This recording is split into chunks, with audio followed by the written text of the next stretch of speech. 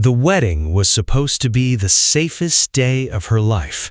Instead, her ex walked through those doors with a folder under his arm and a smile that promised chaos. He had no idea. I'd been waiting 18 months for him to make exactly that mistake, and by the time the night ended, he wasn't the one smiling anymore. If you love watching karma actually catch up to people, hit that follow button right now, because trust me, you don't want to miss how this one ends. My name's Callum. I'm not the kind of guy who tells big dramatic stories. I fix cars for a living. I keep my head down, and before Dahlia, I didn't believe in the idea of the one. I thought that was something people said in movies. Then I met her in a bookstore, of all places, 18 months after the worst day of her life, a day she didn't talk about for months. Not because she didn't trust me, because it still hurt too much to say out loud. It came out slowly. Late nights, quiet confessions. She told me about Ronan, the man she almost married, the man who left her standing at the altar in front of 150 people and then posted about it online before she'd even made it back to her car, called her not ready, called her cold feet, let the whole world believe she was the problem, while he walked away clean. I didn't say much that night. I just listened. I remember her hands shaking as she talked, like her body still remembered what her mind was trying to forget, and something in me just filed it away, quietly. I wasn't the type to make promises I couldn't keep, so I didn't promise her peace. I promised her peace, but somewhere in the back of my mind, I think I already knew if that man ever showed his face again, I wasn't just going to stand there. Our wedding day came fast. Small chapel, string lights, maybe 80 people who actually mattered. Her mother, Dahlia, crying before the ceremony even started. My best friend Desmond cracking jokes to keep me calm, even though my hands wouldn't stop sweating. And Dahlia? Dahlia looked like every hard year had finally been worth it, like she was finally exhaling too. I remember thinking, this is it. This is the good part, the part where nothing else can touch us. I was wrong, because right when the music started, right when everything felt untouchable, our wedding planner, Nadine, came rushing toward me, pale as the tablecloths. Someone was at the gate, someone who wasn't on any guest list, and somehow I already knew who it was. He walked in like he still owned the place, sharp suit, easy smile, that same folder tucked under his arm like a weapon he couldn't wait to use. Ronan. I'd only seen one photo of him before, hidden in the back of Dahlia's closet, but I knew him instantly. You just know the face of someone who hurt the person you love. He didn't come straight for us. That would have been too obvious, too clumsy. Instead, he found Talia Hurst, leaned in close, all fake warmth, dropping little comments dressed up as concern, wondering if Dahlia was really ready for this, wondering if I really knew everything about her. Poison wrapped in politeness. I watched from across the room, and something strange happened. I wasn't shaking, I wasn't storming over. The anger was there, but it was quiet, controlled, like it had been waiting so long it finally knew how to behave. I wasn't going to give him a scene. Scenes are for people who don't have a plan, and I had a plan. See, when Dahlia told me his name that very first night, I didn't just listen and let it go.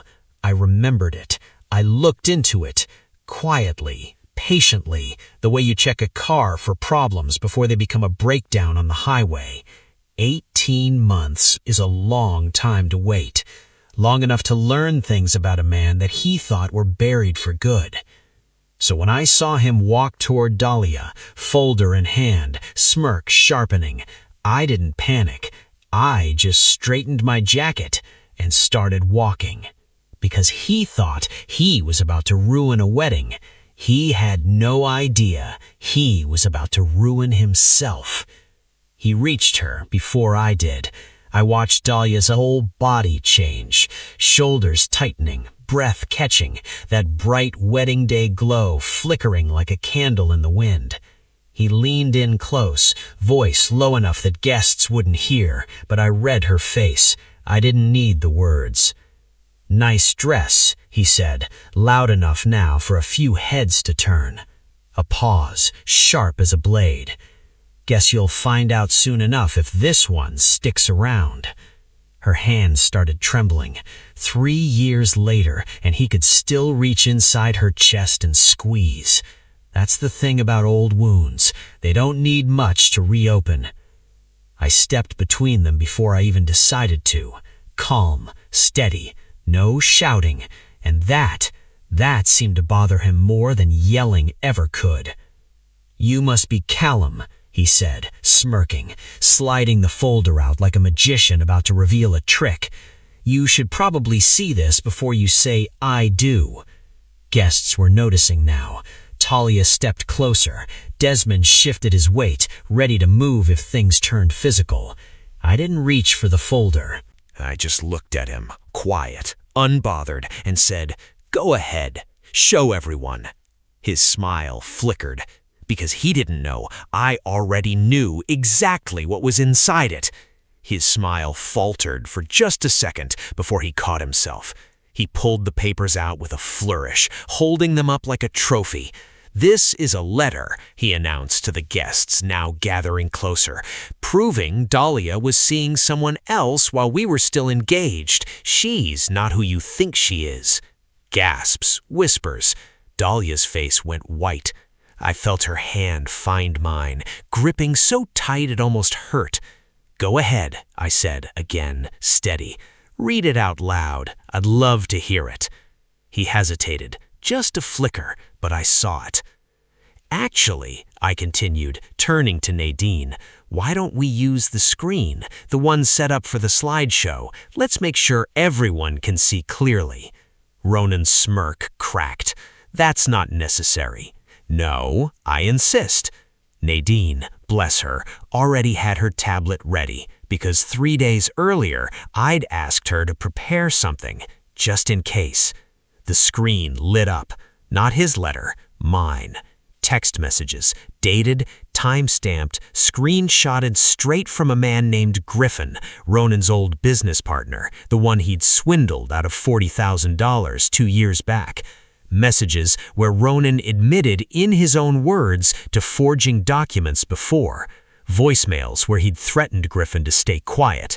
And beneath it all, the final piece, a text from 3 weeks ago, Ronan bragging to a friend about getting into her wedding to remind everyone what she really is. The room went silent, dead silent. I watched something happen I'd been waiting 18 months to see.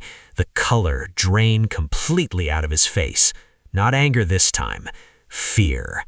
Because the folder in his hand, suddenly worthless. The truth on that screen, that was mine. The silence broke first with Talia. She walked straight up to him, heels clicking against the floor like a countdown, and before anyone could stop her, smack! The sound cracked through the room, sharp and final. "That," she said, voice shaking but clear, "is for my daughter." Then she turned and walked back to Dahlia without another word.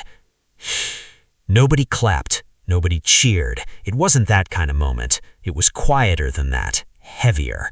The kind of silence that says everyone in the room just watched a mask fall off a man's face for good. Ronan tried to speak. "That's taken out of context, I can explain." But nobody was listening anymore. Guests who'd greeted him politely an hour ago were now stepping back, whispering, some outright turning their chairs away from him like he was contagious. Griffin's messages didn't leave much room for context. I walked closer, not fast, not angry, just done. "You spent 3 years," I said, low enough that only he could hear, "making her feel like she wasn't enough. It took me 18 months to make sure this room saw exactly who wasn't enough." His jaw tightened. He looked around for backup, for sympathy, for anyone. Found none. Two of the venue's security staff, arranged quietly that same morning, appeared at his sides. "Time to go," one of them said.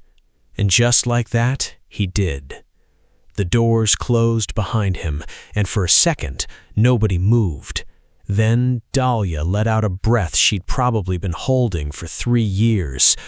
Her whole body just unclenched, like something heavy had finally been set down. She looked at me, eyes wet, hands still shaking. "You knew," she whispered. "This whole time you knew he might show up." "I hoped he wouldn't," I said quietly, "but I wasn't going to let him walk in here and win if he did." She laughed, a small, broken laugh, the kind that comes right after fear finally lets go. Talia pulled her into a hug, whispering something I couldn't hear, and Desmond exhaled so loud beside me it almost made me laugh too. Nadine, ever the professional, clapped her hands once. "Okay, should we continue?" And somehow that broke the tension completely. A few guests actually chuckled. Life kept moving, the way it does even after earthquakes. We stood back at the altar a few minutes later, Dahlia's hands still trembling in mine, but different now, not fear trembling, relief trembling. The officiant smiled gently. "Shall we start over?" Dahlia looked at me, really looked like she was seeing the whole future all at once. "Yeah," she said, voice steadier than I'd heard it all day. "Let's start over." And for the first time since he'd walked through those doors, it finally felt like our day again. The vows came differently after that, raw, unscripted, straight from the chest.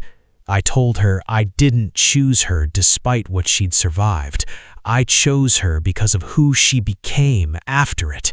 She cried through her words, laughing in between, saying she finally understood what safety actually felt like.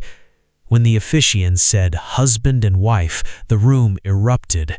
Real joy this time, loud and warm, wiping away whatever heaviness Ronan left behind. Talia was crying, Desmond was cheering louder than anyone, and Dahlia was glowing, truly glowing, like every old shadow had finally lifted off her shoulders. Watching her laugh like that, I knew every quiet, patient step had been worth it. Looking back now, I don't think what happened that day was really about revenge, not in the way people usually mean it. I didn't do it out of hate. I did it because I refused to let one more moment of our life be shaped by his lies. People think karma is loud, shouting, chaos, drama. But sometimes karma is just patience, just quietly gathering the truth and letting it speak for itself at exactly the right moment. Ronan spent years making Dahlia feel small. All it took was one room, one screen, and the truth to remind him what small actually felt like. Dahlia doesn't carry that fear anymore, and that, to me, matters more than any apology he never gave. If you believe karma always finds its way home, hit subscribe, drop a like, and tell me, would you have done the same?